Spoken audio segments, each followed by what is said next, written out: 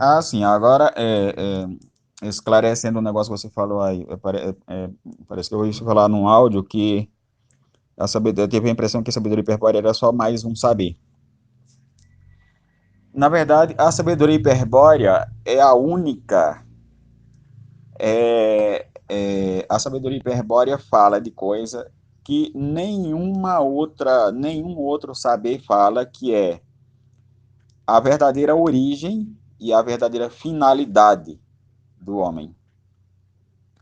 A sabedoria hiperbórea difere de todos os outros saberes, tanto no que se trata da origem do homem, como quando se trata da finalidade do homem. A origem do homem, há tanta teoria mais absurda que a outra e todas longe da verdade, enquanto a finalidade do homem, em todos os saberes, em todas as religiões, é o homem se tornar perfeito. Como disse o Jesusinho, ser santo como meu Pai é santo. É a finalidade máxima, única do homem. É ser santo como Deus é santo. Embora você não saiba que diabo de santidade é essa, porque o cara que é santo mandava outro servo dele, santo, matar criancinhas. Ir contra as cidades pacíficas e matar até os camelos. Respirou era para matar. Então não se dá para entender que diabo de santidade é a santidade desse cara. Mas enfim, todas as religiões, mesmo aquelas que se dizem que não são religiões, como o budismo, fala de você aperfeiçoar-se até ir para o Nirvana. E o Nirvana o que é? O sétimo céu, a morada mais elevada de Javé, o mesmo cara. Ou seja, ser santo e mergulhar no Criador, desaparecer como um indivíduo e virar uma coisa junto com ele, que é outra coisa. Então essa é a finalidade única, aperfeiçoar-se até fundir-se ao Criador.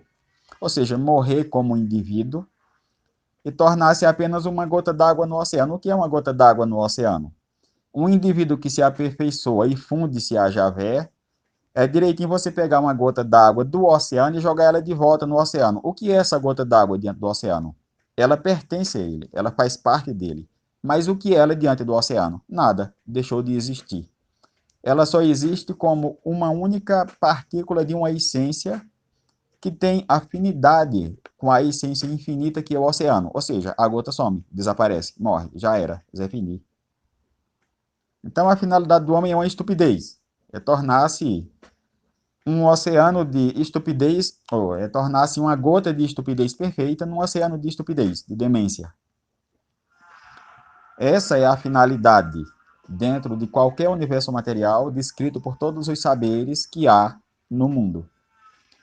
Enquanto sabemos, de acordo com a sabedoria hiperbórea, que a nossa finalidade é liberar-se, sair dessa coisa toda, sermos nós, ao invés de morrer mergulhado num Deus demente, nos tornarmos igualzinho a ele, ou melhor, muito maior que ele. Por quê?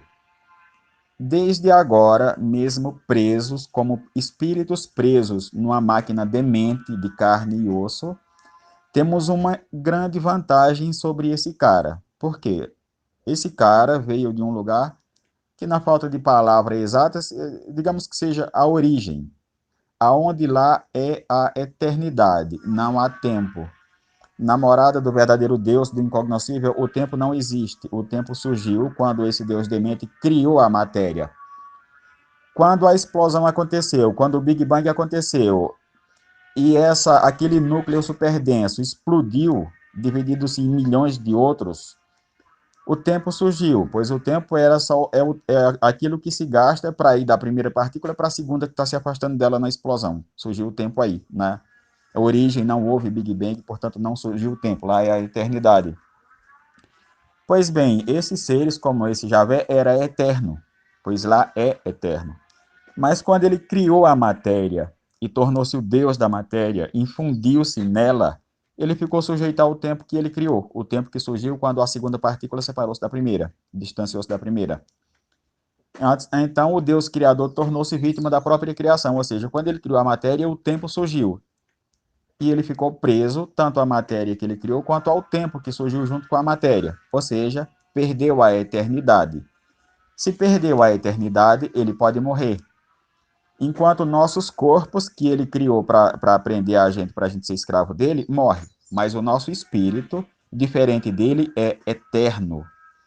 Então, repetindo, Jeová, Deus, o Criador dos universos, não é mais eterno, ele é mortal, porque tornou-se vítima do tempo. Enquanto o espírito que nós temos preso nesse corpo velho que morre, nasce, morre, reencarna, o nosso espírito é eterno. Ou seja, Jeová pode morrer um dia, mas o nosso espírito jamais. Nosso espírito que ele não criou, apenas aprisionou. Para que esse nosso espírito aprisionado, que tem realmente poder, pudesse dinamizar, permitir que essa evolução capenga material dele evoluísse do jeito que ele quer. Porque a criação que Javé criou era imperfeita, o homem que ele criou, o Pazu, era imperfeito, não era capaz de criar a cultura, era burro demais. Sendo burro demais, não era capaz de criar a cultura e, portanto, criar culto, ou seja, adorar o Criador. Admirar a criação dele e adorar ele como o Criador dessa coisa demente. Então, para isso, ele precisou trazer espíritos e prender esses espíritos na matéria. Esses espíritos, no desespero para voltar para casa, provocam a evolução da alma. E essa sim que vai ser evoluída até tornar-se perfeita e ser fagocitada, engolida, comida, tragada pelo Criador, pois é a única finalidade. Não tem finalidade maior que essa. É aperfeiçoar-se até que ele possa comê-la e se alimentar disso que ele criou. Ele criou e pertence a ele. A não ser que tomemos dele a força. Entendeu? Então nós somos um corpo e uma alma, criados por Javé, propriedades dele, com um espírito que não foi criado por ele, mas que foi preso aqui, um crime que ele cometeu. Só nos resta, rebelando-se, hostilizar-se por completo, travar uma luta contra ele e nessa luta tomar dele essa cadeia que ele criou para nós. Aqueles que conseguirem terão também imortalizados o corpo. E os que não conseguirem, esse corpo pode morrer, mas o espírito é eterno e melhor, em vias de libertação total, em oposição total ao Criador e à criação. Bom, acho que isso resume um tanto. Tá bom.